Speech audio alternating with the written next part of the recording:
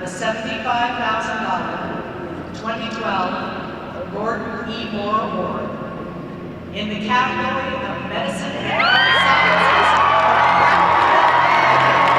Jack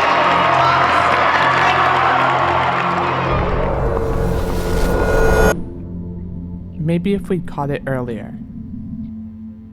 That's what the doctor said about my uncle's pancreatic cancer. Like that was even possible with the testing they had. But what did I know?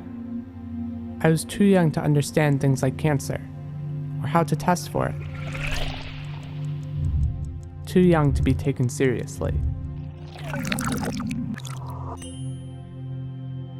199 experts told me I was too young, that they didn't have time for my little science fair project. But the way I saw it, if the key was early detection, maybe someone just needed to start looking earlier. Like during 5th period freshman biology.